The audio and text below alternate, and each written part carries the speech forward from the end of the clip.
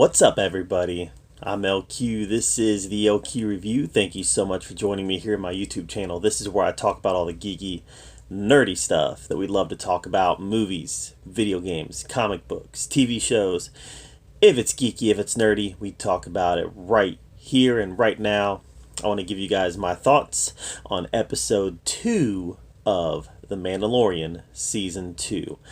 And Peyton Reed directed this, and I think just by watching this episode, I really think that Peyton Reed is a big Alien fan. We just got to talk about that scene. The scene where Mando and the passenger and the child, they find themselves in the hot tub where the passenger is sitting there, the frog passenger lady, she's sitting there getting a nice bath in, and little baby Yoda, he just goes over to one of those rocks that look like rocks. But even when I saw the rocks, I was like, man, those look like face hugger eggs. And he opens one up, and it kind of opened. Baby Yoda, is there, and it kind of opened like a face hugger egg. And I was like, oh, are they going to do this? Are they going to do this? And then he reaches in and pulls it out, and it even looked a little bit like a face hugger, and then Baby Yoda eats it.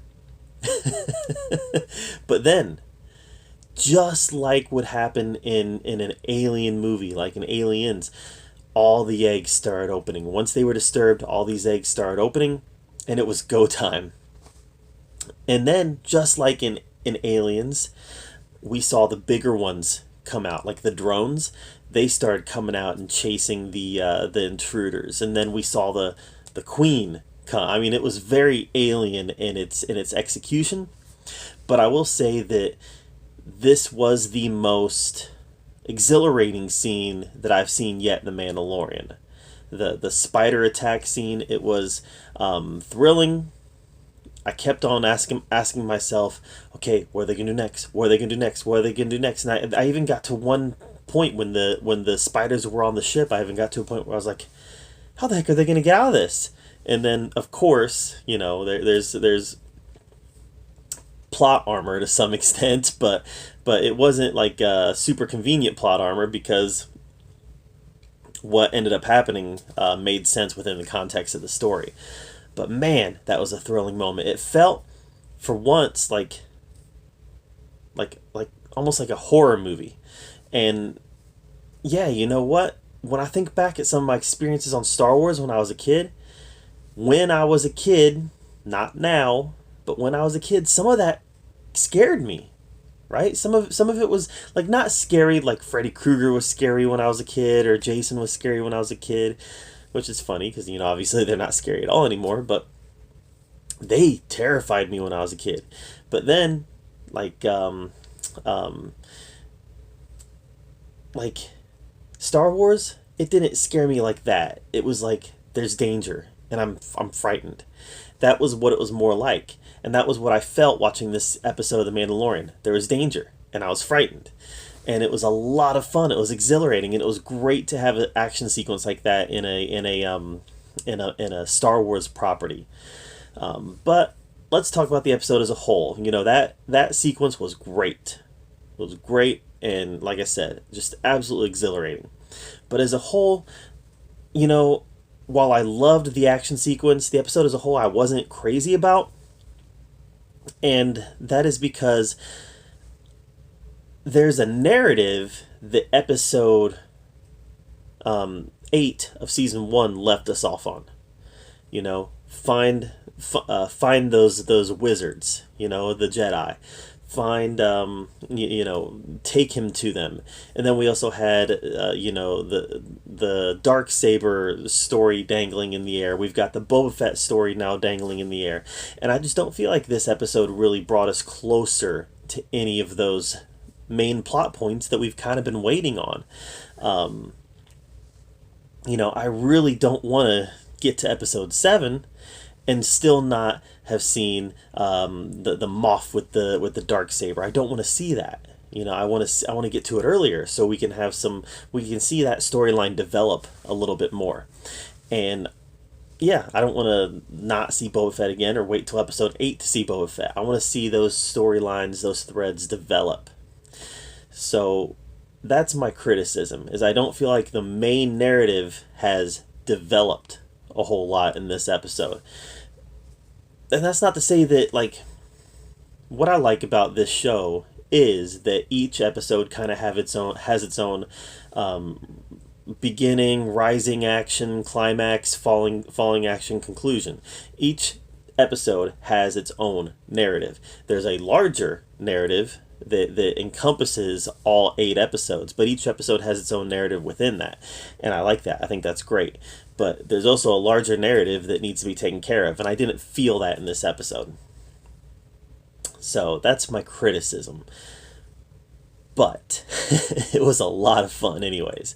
It was a lot of fun anyways. I liked the idea of Mando having to give passage to this refugee. Essentially, she's a refugee. I don't know, like, the child was super cute in this episode. The child's always super cute. But yeah, man, he was on the verge of some genocide there. Sucking down those eggs. Now, I saw some people online who were actually mad. Like, I think it was Collider that wrote we need to talk about Baby Yoda, trying to wipe out a refugee's, eating a refugee's mother's children. Rah, rah, rah, rah, rah. It's fiction, guys. It's fiction. It's fiction. So cool your jets. It's fiction. I thought it was funny. I thought that Baby Yoda sucking down those eggs was hilarious. I thought the way that he kept on looking at them was hilarious. Remember, he's a baby. He's a baby. Alright? He's not, like, intentionally trying to watch me wipe out this entire existence of frog people. Nah, man. He eats frogs. That was established in season 1. He's looking at that frog, that giant frog. He's looking at those frog eggs, and he's like, that looks delish. And he's a baby. Puts it in his mouth. That's how babies test things too. So when he reaches into that alien egg, pulls out the little face hugger, and eats it. That's how babies test things. Is they stick it in their mouths. I don't know. I got an issue with people, getting all SJW about Baby Yoda. It's silly. It's silly. It's fiction. It's Star Wars. So I don't know. I love the paternal instincts of Mando in this episode. I love how he protected the child, and how the child was always first and foremost on his list of concerns. This is a great show. Great show. Now, I'm not a hater of the sequel series, not at all. I like the sequel trilogy quite a bit. Even The Last Jedi, I like all 3 of them quite a bit. But this is establishing what modern audiences are, the younger generation. This is going to be their Star Wars. The sequel trilogy is not going to be Star Wars for the younger generation. It's going to be The Mandalorian. Guys, I'm a high school teacher, and I'm telling you right now, most of those high school kids didn't care for the sequel trilogy, but they all like The Mandalorian.